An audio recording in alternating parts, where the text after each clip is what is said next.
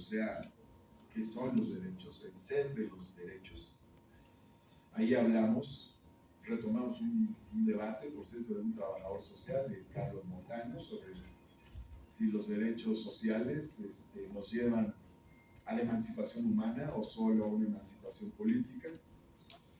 Hablamos del umbral de dignidad humana, o sea, lo que la humanidad considera en un momento histórico dado como todo aquello que las personas requieren para vivir con dignidad: casa, techo, vestido, educación, cultura, lo cual va creciendo en el tiempo y va cambiando en el lugar. Hablamos en segundo lugar de una construcción social, una que viene desde abajo, la apropiación social de los derechos, que empieza antes de los derechos, incluso cuando la gente reivindica algo como su derecho, porque así lo considera. Antes de que el legislador piense que ese derecho existe, la gente ya considera que algo es su derecho. La lucha social por los derechos. No hay derecho sin lucha. La lucha es lo que permite vencer la resistencia de quienes acumulan las riquezas, que evitan la distribución equitativa. Y también la consolidación de sujetos colectivos, o sea, sujetos que conquistan los derechos y vigilan el cumplimiento de los derechos. Y en tercer lugar hablamos de una construcción estructural. Los derechos asociados a reformas económicas, asociados a reconocimiento jurídico formal, que es importante, porque cuando baja la correlación de fuerzas favorable, es importante que haya quedado plasmado el derecho en la Constitución. Aunque después vengan otras correlaciones de fuerza, nos apoyamos en eso para defender lo logrado. Y el cambio político que nos permite que estos derechos formen parte de unas visiones no nacionales, globales, o incluso más allá de los límites nacionales. Y el cambio político es esto que ha ocurrido con el llamado ciclo progresista y los gobiernos de izquierda en América Latina, o gobiernos progresistas. Bueno, de eso hablamos también en este libro. ¿Cuál es nuestra hipótesis? ¿Cuál es la idea?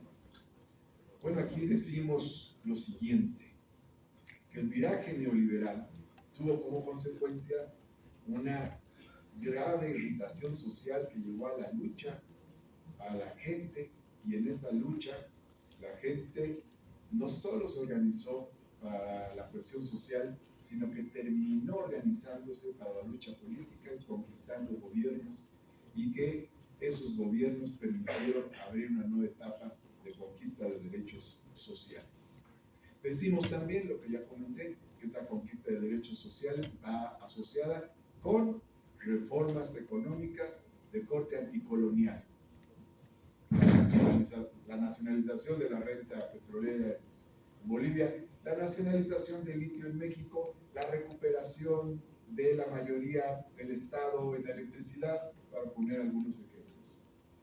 Pero también decimos que el viraje neoliberal implicó un cambio ideológico, cultural, un individualismo acendrado y otros elementos con los que estamos combatiendo todavía hoy en día. Decimos también aquí en nuestra hipótesis, además de ello, que esta es una lucha constante. Hay un epílogo que introduzco aquí en el libro por recomendación de mi jurado. Ese no venía originalmente, pero en la reflexión del examen doctoral salió pues que la derecha está ahí. La derecha nunca se fue, la derecha no se ha ido. La derecha ha sido oposición en diversos países, en varios ha recuperado el gobierno, a veces por la buena, a veces por la mala. 5 países sufrieron golpes blandos en estos años, pero uno de ellos un golpe militar frustrado en Bolivia. Pero quiere decir que este es un proceso de resistencia, o sea, estos gobiernos que tenemos en América Latina, digo yo aquí, a veces parecen oposición, son gobierno y son oposición. ¿Por qué? Pues porque hay un orden mundial dominante también. Y también porque al interior de los países hay oligarquías económicas, mantienen el poder económico y se expresan también en fuerzas de derecha que luchan por la restitución de los privilegios perdidos o del poder económico concentrado que han perdido o se ha debilitado. Entonces, todo el proceso en América Latina se ha acompañado de esta relación dialéctica en cada uno de nuestros países.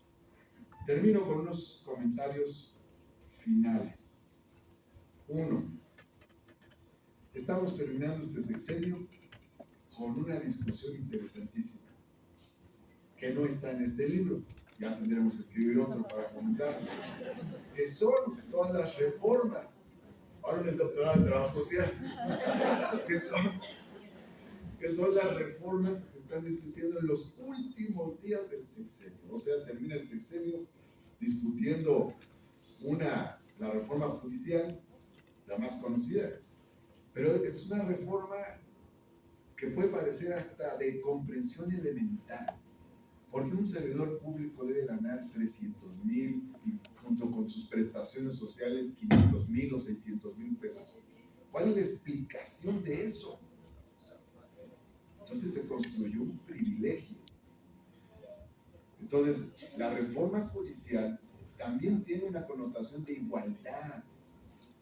Ahora, pero se están aprobando otras reformas que por la presencia del debate de la reforma judicial no se ven. Pero en comisiones ya se aprobó una reforma sobre jubilaciones, para que las y los trabajadores se jubilen con el salario que tenían al momento de jubilarse. Una reforma sobre pueblos indígenas, para que sean reconocidos como sujetos de derecho y se reconozcan sus sistemas normativos, y incluyendo a los pueblos afromexicanos. Una reforma en materia de vivienda, para que se construya masivamente vivienda en renta a bajo costo con posibilidad de compra por el trabajador. Una reforma para que el salario mínimo nunca se actualice por debajo de la inflación, que ya lo hicimos a nivel de ley, pero que ahora estaría en la Constitución. Bueno, una reforma para que la pensión que ahora se entrega desde los 65 años quede así en la Constitución, porque la Constitución dice desde los 68, a excepción de los adultos mayores de las comunidades indígenas. Y una reforma para universalizar la pensión de las personas con discapacidad, entre otras. Son como 20 reformas, muchas con nuevos contenidos sociales. O sea, se va a terminar el sexenio, pero no se termina la transformación. Y eso tiene un enorme valor. Ya hablará de eso el presidente en su informe el 1 de septiembre en el Zócalo, sobre esos temas y otros que vienen. Bueno, ya prepararemos unos libros sobre eso y sobre lo que ocurre en el segundo piso de la transformación. Este libro, como bien se dijo aquí, es un resumen de la tesis. Tiene 400 páginas, pero la tesis tenía 620, entonces, pues es en efecto más reducido el texto. Pero me decían ahorita que veníamos para acá los compañeros con los que trabajo, somos colaboradores, que cómo